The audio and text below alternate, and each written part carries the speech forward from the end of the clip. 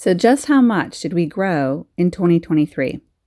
Was it enough for us to stop buying foods, or at least certain foods, from the grocery store?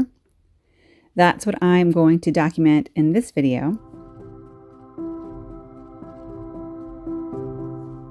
And I'm going to do it by categories, not by amounts of food per se, because everyone has a different size family. Everyone has different types of food they prefer to eat.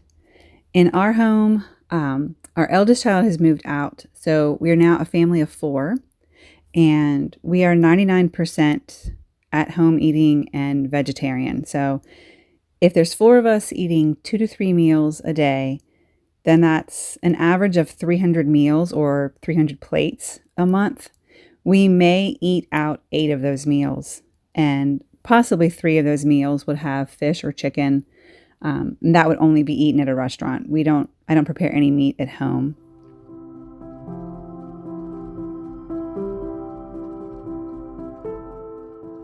So that information is just to give you an idea of our circumstances. On our homestead, we don't raise animals like most homesteads do in order to eat their meat. We do have organic chickens, but it's for their eggs. We don't eat the chickens.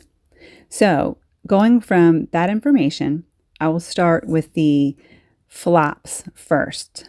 The 4 crops that flopped and either didn't grow at all or we got nothing worth really mentioning would be sweet potatoes, summer squash, apples, and peaches.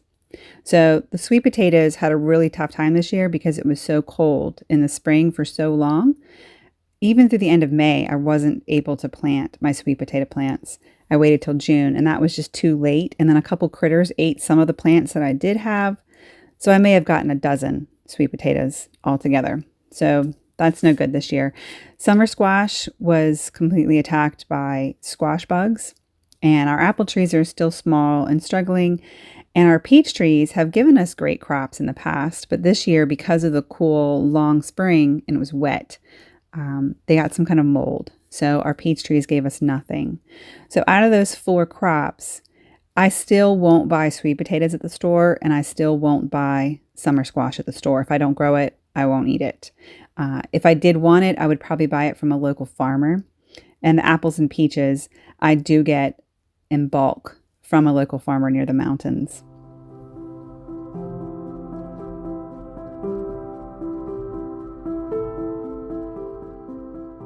My second category, I called it enough to taste. So slightly better than the flops category. And there were 4 crops there. I listed blueberries, zucchini, corn, and dry beans. So we have over a dozen blueberry plants, but they're still young and struggling a bit. And I competed with the birds somewhat this year. So we had enough blueberries to have with a few meals. They were yummy. The zucchini, I did manage to get 3 or 4 at the same time that the summer squash was growing. I don't know how it avoided the bugs, but it did long enough to give me 3 or 4 zucchini. Corn, I don't designate enough land to really grow a lot of corn anyway, but what we do grow, we just eat fresh right then. So we had a few meals with fresh corn, and that was yummy. And the dry beans. Now, beans are a main protein source for us, so beans and eggs basically. And I know that I do not have enough land to grow enough beans for drying to last us all year long. So I grow 2 or 3 16-foot sections of dry beans, and that's enough once we shell it to fill up 1 or 2 gallon jars. But that definitely would not last us all year long. So I kind of grow them for the pleasure of shelling them in the winter, and also to have our own seed that we replenish each year. If I ever did need to grow a lot, I would designate more of the garden for it. But right now, I like growing lots of other crops instead of just the beans. As far as our need for those 4 crops throughout the rest of the year, the blueberries we do pick a lot during the summer at a local blueberry farm, and we freeze as much as we can. But I will run out of those and eventually have to buy frozen blueberries from the store. I won't buy fresh blueberries out of season. And zucchini, I'll wait until the next growing season to have again. I won't buy that from the store. The same with corn. I don't really eat corn. No one in our family does outside of season unless I need it for a recipe, and then I'll buy frozen corn kernels. And the dry beans. I misspoke earlier. I do have enough land to grow enough beans for the whole family to last all year. I just don't have enough garden space. So, in an emergency, sure, I could till up a side yard and plant lots and lots of beans, but that's not something I'm needing to do or interested in doing right now. So, for our need for dry beans for the rest of the year, I just purchase them in 25 and 50-pound bags.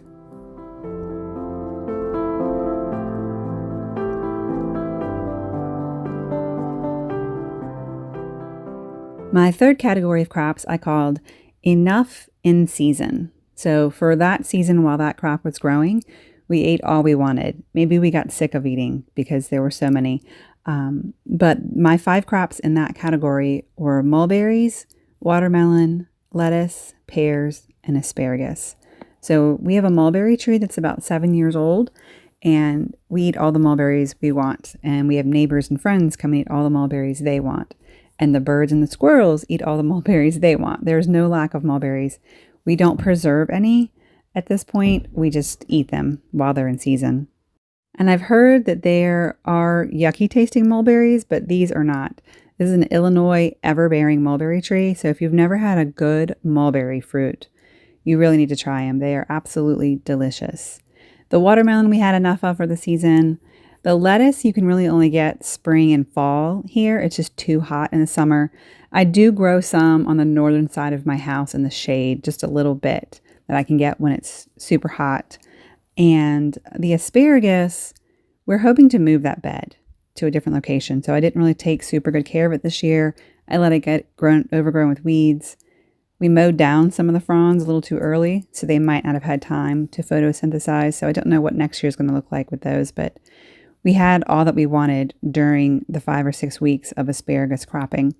And the pears, we have 3 or 4 different types of pear trees, but so far the Asian pear is the only one we've gotten fruit off. This is the second year for the Asian pear to give us fruit, and we've had between like 150 and 200 absolutely delicious pears.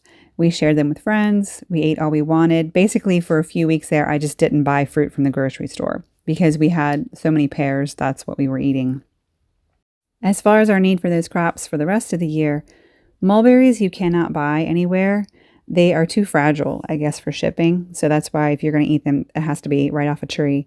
But watermelon, I won't buy. Lettuce, I will buy probably 2 or 3 times during the winter, maybe once or twice in the summer. But otherwise, what I grow in season is what I eat. And then we just don't eat much lettuce. Pears, I probably won't buy. I definitely won't buy fresh pears anywhere. If I do get pears for maybe a fruit salad, I'll just buy a few cans and that's it for the year. I did not preserve any of the pears that we grew because we just kept eating them and sharing them. And the asparagus, we don't buy. We only eat that fresh when it's in season.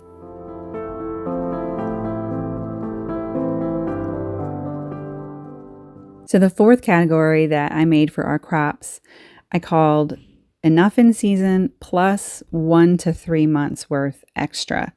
So these are crops that I grew enough to last a few more months, even once the season ended. And that would be strawberries, broccoli, cauliflower. And I wasn't sure whether to put carrots in this category or in the next category 5, but we'll just say carrots go in this category for now. So what I've learned after several years of growing strawberries is that for the amount we would like to eat, at an absolute minimum, we need 100 healthy plants per person in the family.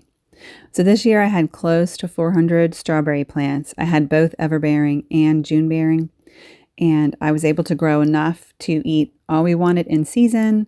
Plus, I froze, I think, 2 or 3 gallon bags worth of cut strawberries.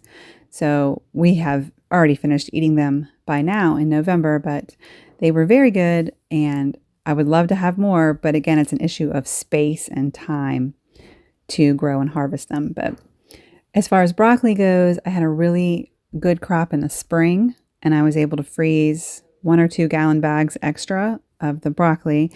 My fall crop, I did not get in time, so I don't have any right now, but I do have plants that are growing, that are close to maturing and close to flowering. But whether or not they do that is going to depend on how our winter is this year. If it gets way too cold and kills the plants, or if they will actually start flowering late winter, early spring, not flowering, but growing the broccoli heads. Cauliflower, I had a terrific harvest this spring in 2023, and I was able to freeze several gallons of chopped cauliflower. I'm still eating that now, and I have lots and lots of cauliflower growing this fall, but again, I started them maybe 3 or 4 weeks late, so they haven't made cauliflower heads yet, but if the winter is nice to us, I may have a lot to harvest over winter or very, very early spring next year. Carrots, I had a great harvest in the spring. We ate on those. And then I had another terrific harvest about 2 weeks ago. So I even gave a whole bag full of carrots to my neighbor. I have so many. So hopefully they'll last us all the way until the next harvest, but that will depend on how many we eat. So if we go carrot crazy, then we'll run through them, and I might want to buy another 5 or 10 pound bag of carrots before next spring. But for now, I have got, 4 or 5 or 6 gallon bags of carrots in my refrigerator, and we'll see how long they last. The strawberries, I will end up buying many, many more pounds throughout the winter frozen because we do a lot of green smoothies, and so strawberries and other berries are a main ingredient in there. The broccoli and cauliflower. Broccoli, I might buy more frozen for different soups. Cauliflower, I don't usually buy. It's actually a new crop for us to enjoy. In the last 2 or 3 years, we started growing more cauliflower and realized how much we love it. So far we've grown enough to keep eating it, but if we run through this pretty quick and then we miss it, I might buy frozen cauliflower from the store. I don't know. I've never had to do that before.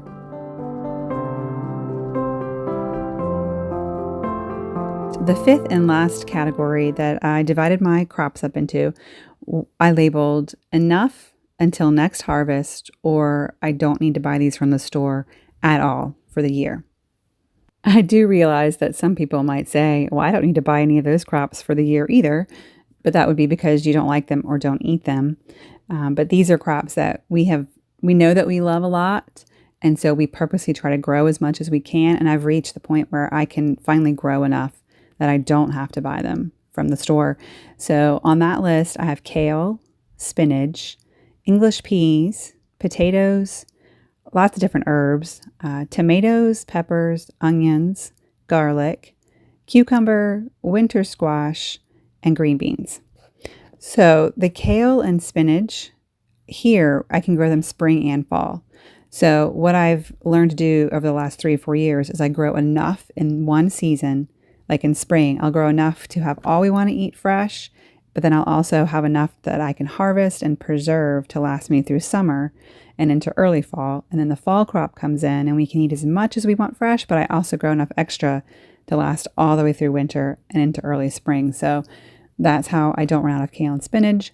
English peas really only do well here in the spring. So I try to go as much as I can, and have time to harvest and shell. So this year I got probably 2 or 3 gallon bags of English peas frozen. So since the pea season ended, we've had them in different meals and we'll continue having them all winter, and it will definitely be enough to last until spring. The potato crop, white and red and yellow or golden potatoes, this is the first year we've actually grown enough to last what we think is the whole year. I have over 300 pounds of potatoes. I have canned some of them, but the rest, we're going to see how long we preserve them fresh, and hopefully also have our own seed potatoes to start again in the spring next year. Herbs, I grow all the basil, oregano, sage, parsley, rosemary. I grow all of that I need for the whole year. I haven't bought any of that stuff for years from the store. Medicinally, I grow all the mullein, comfrey, calendula, and chamomile that we need as well. The tomato crop this year for 2023 was better than last year's. We had all the fresh eating we wanted from July until maybe mid-October, and I had enough to can all the tomato sauce I could want for a year. I still have extra tomato sauce actually from 2022 that I canned. So I have plenty of tomato sauce to last for the rest of the year, and I won't buy fresh tomatoes out of season anyway because they don't taste good.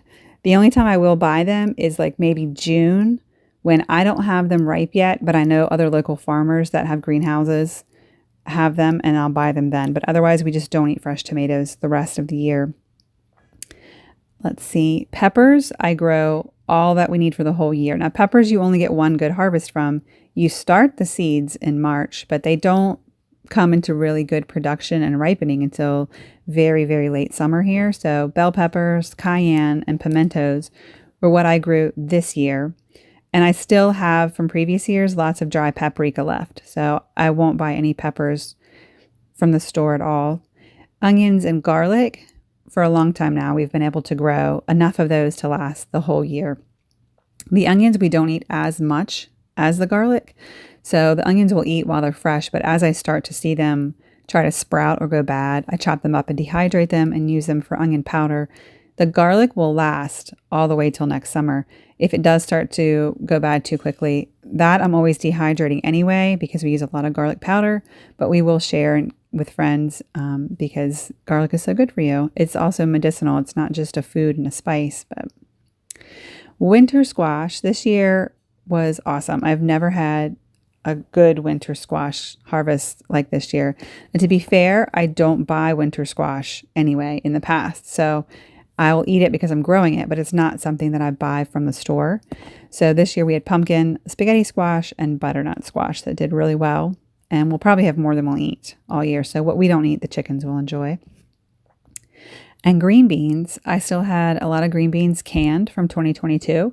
So I didn't even try to grow a lot this year. Like I grew enough to fill up how many cans of green beans I wanted because I still had some from last year. So I probably added 20 or 30 more quarts of green beans to my supply this year.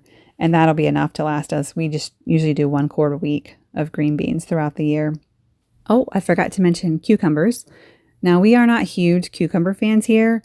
And in the past, I will try to only grow 1 or 2 plants because I know we're not going to eat a lot. And then they'll die. They'll get whatever mildew or bug pressure and we'll get 0 cucumbers. So this year I did 6 or 7 plants because I knew I was going to lose some of them. And I ended up losing 0 cucumber plants. And we had cucumbers like crazy. So I was giving a lot away. The chickens were eating a lot. And when we have extra cucumbers, I also blend them up in the Vitamix and I pour them into silicone muffin cups, muffin tins, and freeze them. So then I have frozen cucumber juice all winter and we can pop those in tropical smoothies anywhere we want to have a cucumber flavor and it's yummy. So I have all the cucumbers that I need for the year. And to be fair, like I said, we don't eat that many cucumbers. The 2 crops that I'm still waiting on results for, one would be our orange tree. It still has 2 oranges on it. A couple have had issues and fallen off or split open, but we still have 2 oranges we're waiting to ripen so we can taste those. But the other big one that I have in the garden are Brussels sprouts. So those I did start late, so hopefully they will overwinter well and be producing for me later on in the next few weeks or by spring. So we'll see how the Brussels sprouts do, but I do have dozens of Brussels sprout plants, so we shall see about those.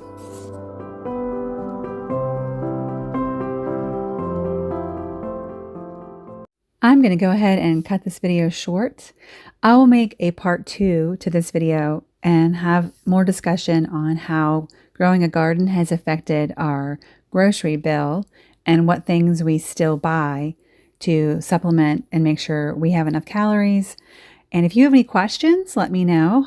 I might take a week, I might take a month before I do part 2. It just depends on my time. So if you have any questions that I might be able to answer, let me know. And until we meet again, I hope you have a blessed rest of your day. And remember to live joyfully.